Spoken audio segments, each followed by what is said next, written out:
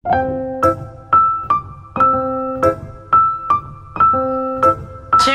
ito mga kalab,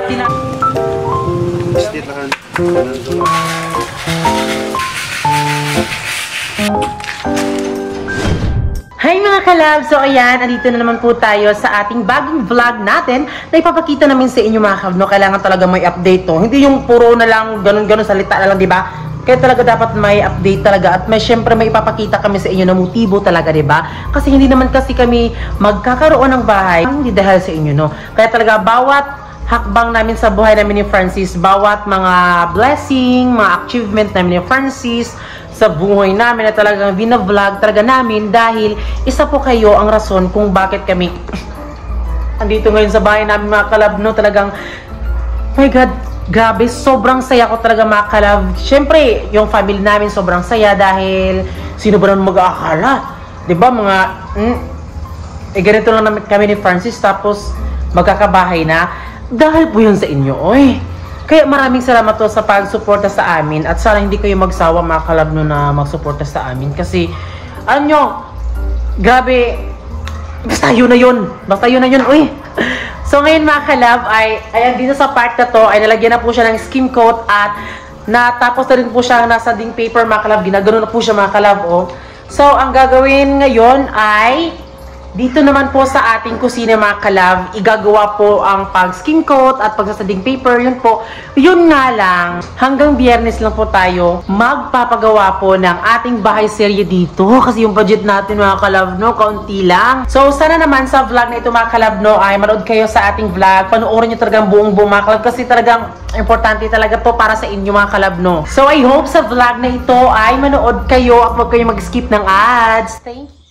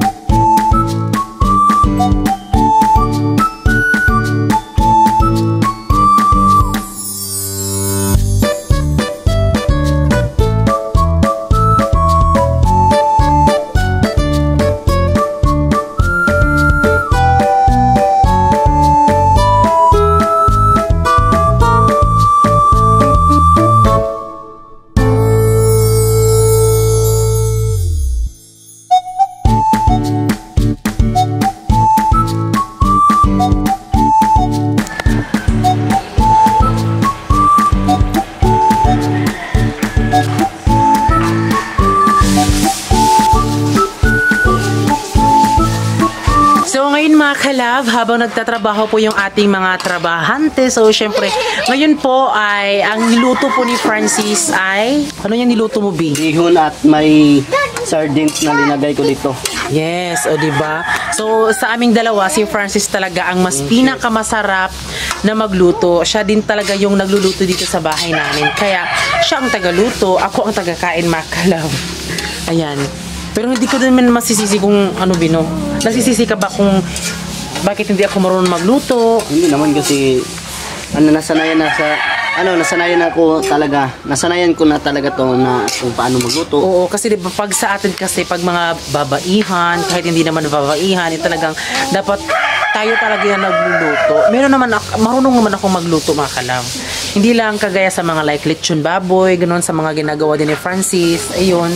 So, syempre, okay lang din naman mga kalab na yan yung ginagawa ni Francis kasi diba, kasi ako din naman yung ng mga social media namin, nag-edit ng vlog. Hindi siya rason, hindi siya valid reason upang sabihin na hindi ako marunong magluto dahil ako nag-edit ng vlog. Talagang hindi lang talaga ako marunong magluto dahil parang hindi ko nakasanayan, di ba? So hindi kami na din ka Mama Inday kasi masarap magluto si Mama Inday. So si Francis naman, sila ay marunong sila magluto. Ayan. So yan po ay ipapakain po natin sa ating mga trabahante mga kalab. Ayan.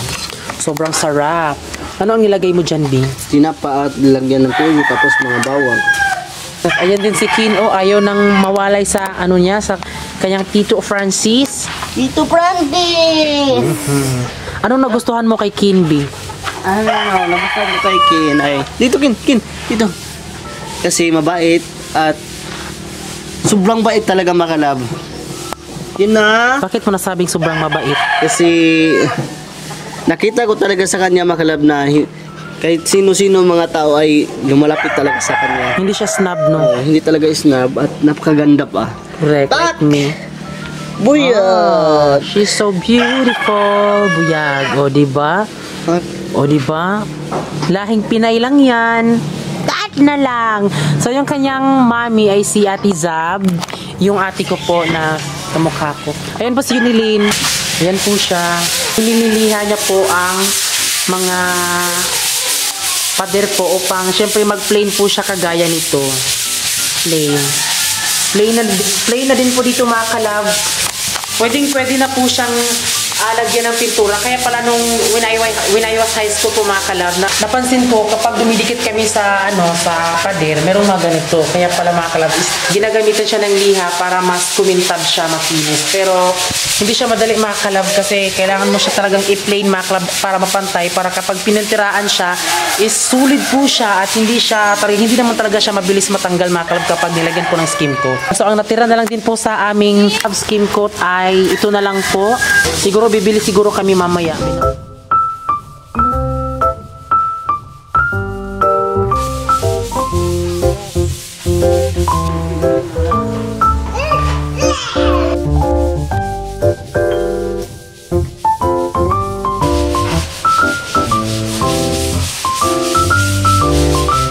So dahil alas 11 na po ngayon mga kalab ay kakain na din sila mga kalab na kasi alam natin nagugutom yung ating trabahador. Ano yung packting sa relo kahit walang relo? Wala pala kung alas 11 na ngayon mga kalab. Sakto nga, untog. So ngayon po, sila po ay nagla-lunch na po ngayon mga kalab. Para syempre mga kalab, more energy, mas happy. So ayan po sila mga kalab. At syempre, ito mga kalab, tinapos lang muna dito ni Uncle Dudong mga kalab para mas maging ma-plain po siya. Hindi na siya, para isa na po yung mga kalab, pahid po ng skim coat mga kalab. So banda dito medyo kumikinis na siya, kumikinang-kinang.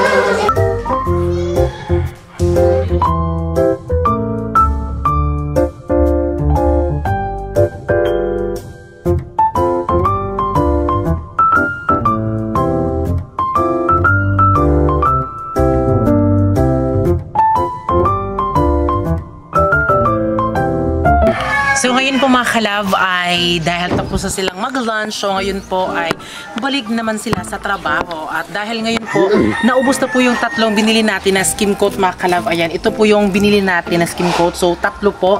So dahil naubos na po, so ang nalagyan po ay sa sala pa lang natin yan mga kalab, no? Talagang mas tinatibay talaga ang paglagay po ng skim coat. So ngayon po, bibili po tayo ng tatlong skim coat na naman mga kalab para sa kusina natin at sa ating kwarto. So siguro pagkatapos na may skim coat mga kalab ay pinturaan muna natin at pagkatapos bili ng mga gamit at pagkatapos sa loob dito na naman sa labas mga kalab. Skim coat.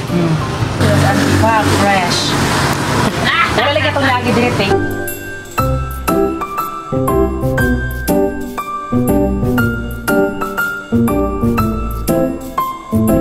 So yun mga kalab, nabili na namin yung gagamitin doon sa bahay, yung skim coat mga kalab. Ayan na po, dito na namin na ikarga sa aming single talaga para sure na hindi na tayo para ma-safe tayo yung ating pamasahe mga kalab. Tara!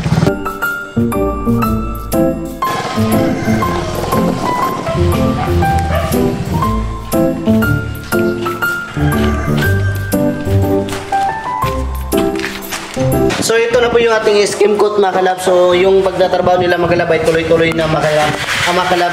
So ayun na po sa angkol mga kalab. Ito yung naglalagay na ng skim coat. Dahil sa ating kirubahan mga kalab. So ayan, happy na talaga mga kapos natin na buwan dati yung bahay talaga mga kalab. Sa kitchen naman mga kalab ay meron pong ginaganon niya yung liha mga kalab, yung mga finishing na hindi natapos. Oo, kasi bago kasi nilalagyan po siya ng mga skim coat, ay talagang mas kinukuha pa po yung, like ganito mga kalab ba? Kinukuha yung may mga bukol-bukol, tsaka siya lalagyan ng skim coat. Kasi kung hindi siya kukunin, tapos lalagyan siya ng skim coat, eh talagang hindi siya magiging pantay kapag hindi siya kinunan po ng mga dito mga anik-anik. Ayan.